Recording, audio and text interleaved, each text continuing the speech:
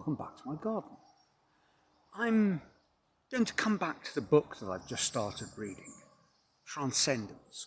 Transcend, I think is the title, by the psychologist Scott Barry Kaufman. I mentioned it a couple of weeks ago and said that although I'd started, I really hadn't got very far. And to be fair, I still haven't finished the introduction. But it has got me thinking, and I thought I'd share some of those early thoughts. Of course, all this may change as I read more of the book. We shall see. But for the time being, I think he's setting out his stall in an interesting way. Now, if you watched the video a couple of weeks ago, you'll know that Transcend is a book that seeks to revisit and expand upon the ideas of Maslow, Abraham Maslow, and his famous hierarchy of needs.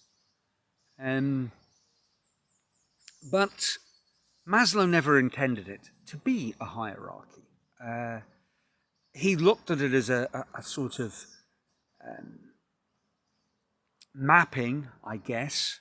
I'm guessing here a lot, but it was a way of accounting for our behavior, development.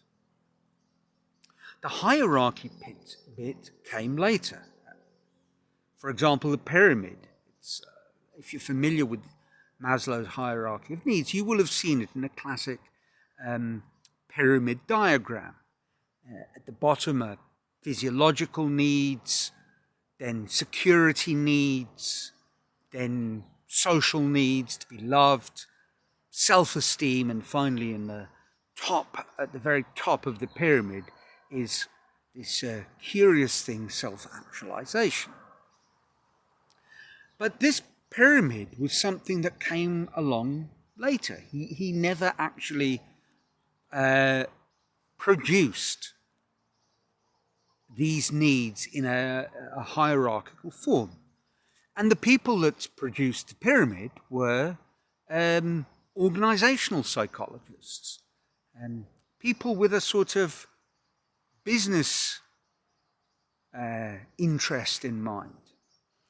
And these sort of organizational psychologists, and I think back to my brief experience with that sort of field of study, a dreadful course in my business science degree that I started out doing at the University of Cape Town, 1985, all those years ago.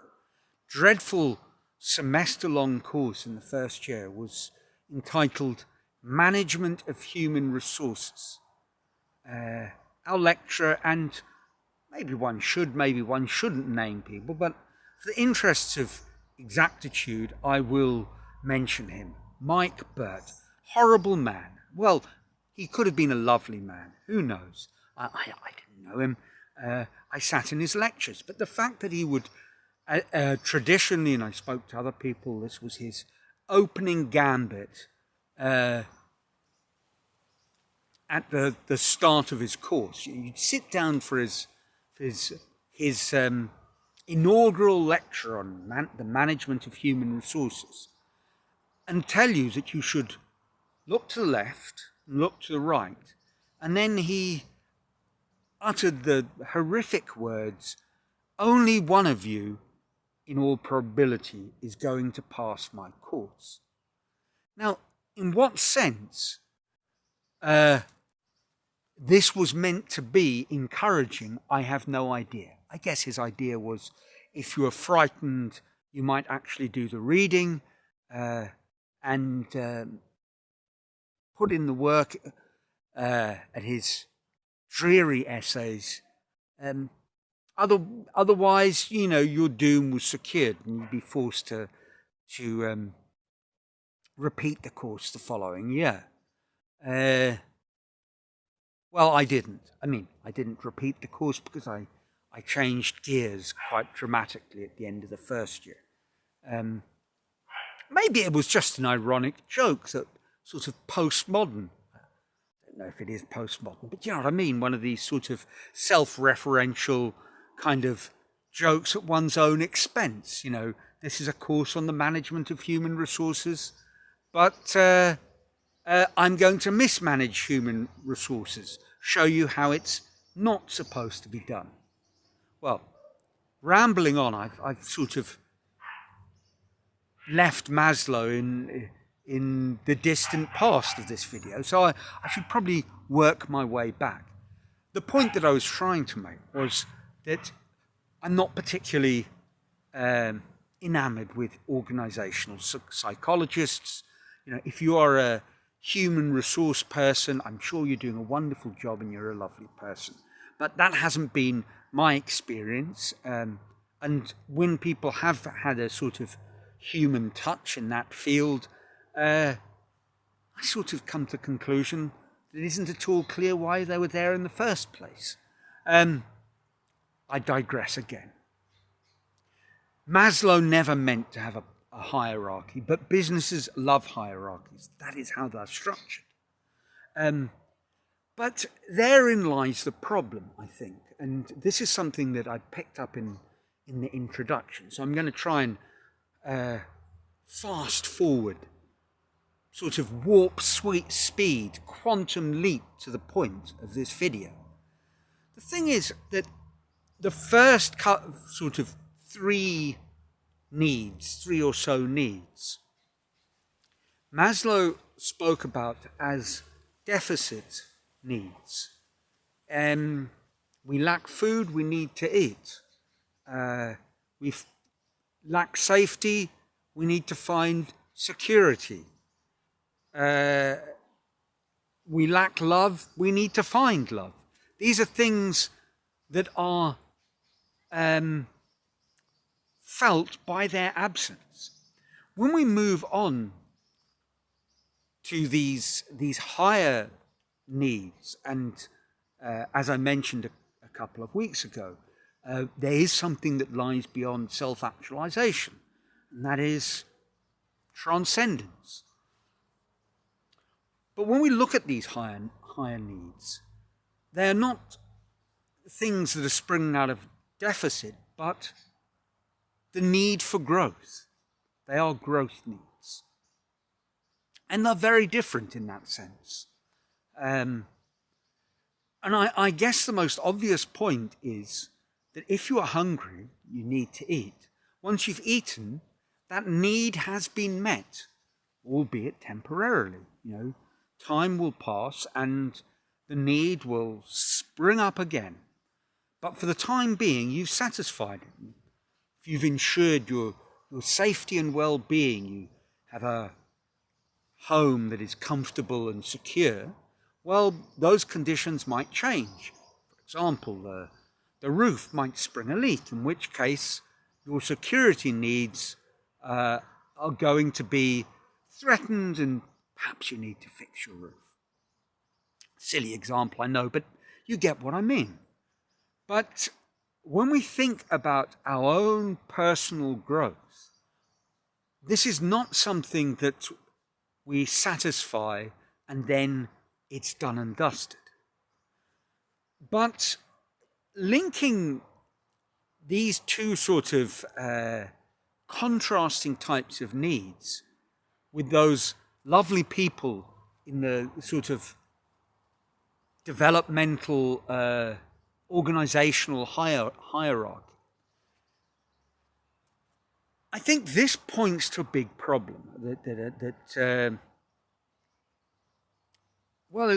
pervades modern society.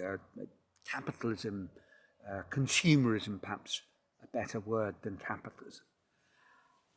Because much of what we are offered is sold to us on the basis that we need something. And of course, if you produce cars, there are only so many people. And there's only so many new car buyers that are going to come along. And cars, in essence, are things that last a long time. So you're faced with a problem that you need to create an ongoing demand for those cars. Now, one way, and I've spoken about this at length in previous videos, one way of dealing with this is by essentially making very good cars, but not ones that last a long time. So, built-in obsolescence. But a more cunning ploy is to dress up your deficit need for material goods as growth needs. And I suppose a very simple example would be a home. Once upon a time, you might think that you needed your own home, and you'd work hard, and eventually you'd buy something, and you'd live there contentedly, raise your family, your children, perhaps downsize at the very end of your life. But the home was a thing for the duration of your life. But if we could kind of get you on a cycle where these sort of long-term purchases, and it could be short-term purchases for that matter, are things that are, in a sense, sold to you as you growing as a person, becoming a better version of you. And as I say, I mean, this could be because you get onto the treadmill of moving into ever improved homes or ever more expensive cars, or it could simply be clothes and fashions. I mean, there are an infinity of alternatives here. The key is that we need to be sold on the idea that the stuff that we're buying is satisfying a growth rather than a deficit need. And I think that's quite maybe an obvious point, but I think it's a profound one that we need to take very, very, very seriously indeed. Now, I don't believe that is going to be the core message of Transcendence. But I think it's a sort of backstory to what I suspect I'm going to want to talk about over the coming weeks. And this also links into what I was talking about last week, the idea of questions that will help you find your purpose. And this idea of purpose, of service to community, of personal growth, I think it's going to be really important for all of us to see how this is not dependent necessarily on some kind of material deficit that we need to satisfy first. So, as always, this has been a kind of nebulous video that's perhaps setting the scene more than delivering carefully fleshed out content. But, well, it is what it is. And who knows, on second view, perhaps it does make an enormous amount of sense. I hope so. And perhaps it resonates with you or provokes some interesting questions or thoughts. Either way, I'd love to hear from you. So don't be shy. Pop in a little comment. And otherwise, I trust your lives are filled with joy. Things are certainly wonderful here in my little corner of the northeast of Brazil, filming slightly later in the day, and it's very beautiful. So I think I'm going to kick back and enjoy the local scenery of my garden. So until next week, from a sunny Brazil.